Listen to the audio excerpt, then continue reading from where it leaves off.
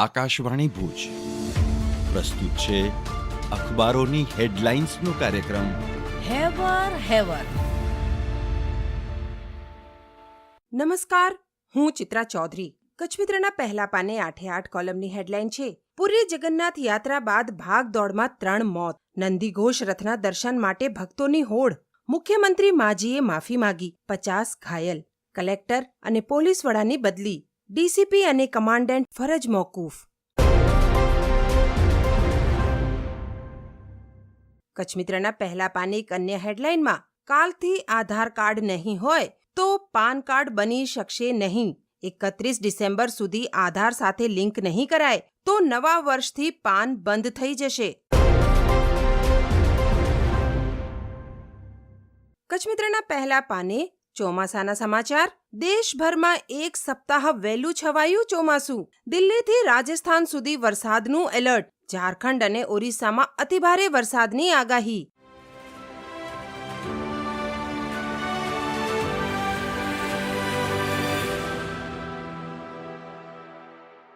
હું પરમ મકવાણા. દિવ્ય ભાસ્કરના Bhuj front page પર સમાચાર છે તો 71 વર્ષમાં હમીરસર પ્રથમ વખત સળંગ 4 વાર ઓગનશે. હજુ સુધી સતત 2 વાર 3 વખત, 3 વાર 2 વખત વધાવાયું. ભૂકંપ પહેલા 49 વર્ષમાં 17 વખત અને છેલ્લા 22 વર્ષમાં 11 વખત છલકાયું. દિવ્ય ભાસ્કરના અંદરના પાને સમાચાર છે. દિલ્હીમાં ચોમાસાનું આગમન આખા દેશને આવરી લીધું. ઉત્તરાખંડમાં ભારે વરસાદ, વાદળ ફાટતા 9 ગુમ. 4 ધામ યાત્રા અટકી. ગંગા નદી ભયજનક સ્તરે, ઘાટ ખાલી કરાયા. યમુનાનો પ્રવાહ પણ અટક્યો. મોન્સૂન ફૂલ સ્પીડ. જૂનમાં અત્યાર સુધીમાં 8% વધારે વરસાદ પડ્યો. દિવ્ય ભાસ્કરના છેલ્લા પાને સમાચાર છે. પશુપાલકો સદમામાં અને પોલીસ કહે છે એફએસએલ રિપોર્ટ પછી ફરિયાદ કરીશું. વાગડમાં ભૂસો ખાધા બાદ પશુઓના મોતની ઘટનામાં મહિના બાદ પણ કોઈ કાર્યવાહી ન થતાં ચર્ચાઓ તેજ. અનેક પશુઓ મોતને ભેટ્યા. તેનું વળતર કોણ ચૂકવશે તે હજુ સુધી અનિશ્ચિત. પશુપાલકોમાં ભારે નારાજગી ફેલાઈ. પશુઓના મોત બાબતે ચોક્કસ સર્વે પણ નથી થયો.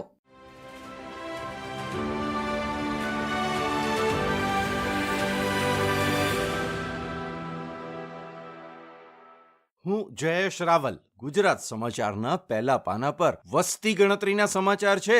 1 એપ્રિલ 2026 થી વસ્તી ગણતરીનો પ્રથમ તબક્કો. ઘરની ચીજ વસ્તુઓ અંગે પૂછાશે. સેન્સસ કમિશનરે રાજ્યના સચિવોને પત્ર લખ્યો. પ્રથમ તબક્કામાં ઘરમાં વાહનો, ઇલેક્ટ્રોનિક અને સુખ સુવિધાઓની વસ્તુઓની માહિતી લેવામાં આવશે. ગુજરાત સમાચારના છેલ્લા પાના પર સોશિયલ મીડિયાના વધતા ઉપયોગ અંગે ચિંતા છે. Social media વળગણ. 1 વર્ષમાં 2000થી વધુ દર્દીની માનસિક સારવાર. મનોચિકિત્સકો પાસે એક જમાનામાં દારૂ અફીણના વળગણના કેસો આવતા હતા. આજે કિશોર યુવાનો જ નહીં, વૃદ્ધોમાં પણ સોશિયલ મીડિયાનો સતત ઉપયોગ કરવાની કુટેવ પડ્યાના કિસ્સા વધ્યા. ગુજરાત સમાચારની કચ્છ આવૃત્તિમાં શાળા આરોગ્ય અંગે ફરિયાદ છે. કચ્છમાં શાળા આરોગ્ય. 5 લાખ બાળકોની તપાસ થઈ પણ યોગ્ય સારવાર જ ન મળી. શાળા આરોગ્ય કાર્યક્રમમાં ગંભીર બેદરકારી, ભ્રષ્ટાચારના આક્ષેપ. મોટી હોસ્પિટલ મોકલ્યાની વાતો પછી બાળકો ભગવાન ભરોસે જેવી હાલત. ઓન પેપર કામગીરી અને ખોટા રિપોર્ટ્સ અંગે તપાસ જરૂરી. વાહન સુવિધા અને ગ્રાન્ટ છતાં વાલીઓ પર બોજથી આક્રોશ.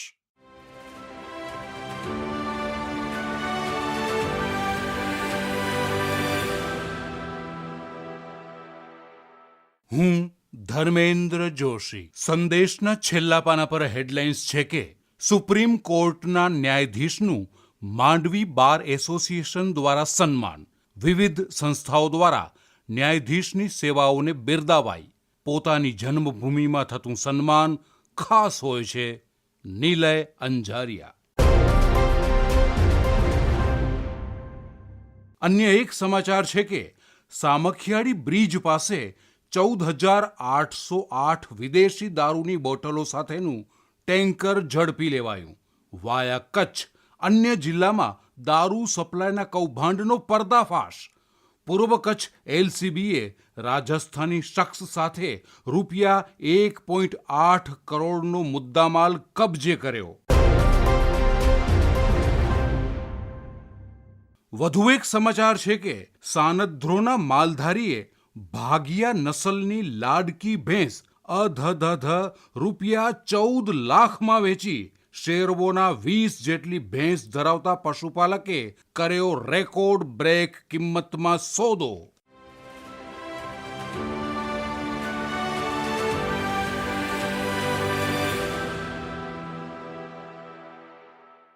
આપણે આમ તો રોજે રોજ સોશિયલ મીડિયા ડે ઉજવીએ જ છીએ, પરંતુ કેલેન્ડર મુજબ સોશિયલ મીડિયા ડે આજે એટલે કે 30 જૂનના રોજ ઉજવવામાં આવે છે. હું પાયલ અંતાણી.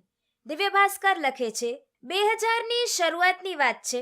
ઇન્ટરનેટ નવું હતું અને સોશિયલ મીડિયા શબ્દનો કોઈ અસ્તિત્વ જ ન હતું. સોશિયલ મીડિયાએ આપણા કમ્યુનિકેશનની રીતને ક્રાંતિકારી રીતે બદલી નાખી છે. વોટ્સએપ અને અન્ય મેસેન્જર પ્લેટફોર્મ્સ વૈશ્વિક કોમ્યુનિકેશનને ઝડપી, સરળ અને સટીક બનાવી દીધું. દૂર રહેતા પરિવારો હવે વિડીયો કોલ્સ દ્વારા સરળતાથી એકબીજા સાથે જોડાઈ શકે છે. સોશિયલ મીડિયાએ સર્જનાત્મકતા અને આર્થિક સ્વતંત્રતા માટે અભૂતપૂર્વ તકો ઊભી કરી છે.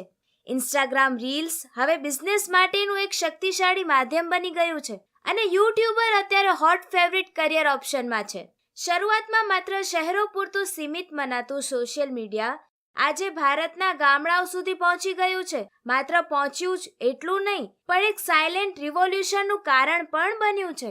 ભવિષ્યમાં આપણે આવી દુનિયા જોઈશું જ્યાં આર્ટિફિશિયલ ઇન્ટેલિજન્સથી બનેલા વર્ચ્યુઅલ ઇન્ફ્લુએન્સર્સ, જે અસલમાં અસ્તિત્વમાં પણ નથી પણ બોલવામાં જીવંત લાગે છે, એ લોકપ્રિય બનશે.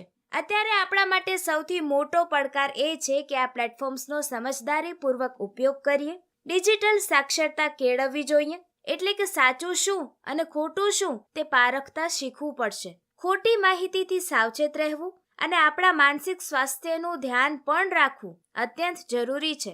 તો ચાલો આપણે આ ડિજિટલ ક્રાંતિનો સકારાત્મક ઉપયોગ કરીએ. અખબારોની હેડલાઇન્સનો કાર્યક્રમ હેવર હેવર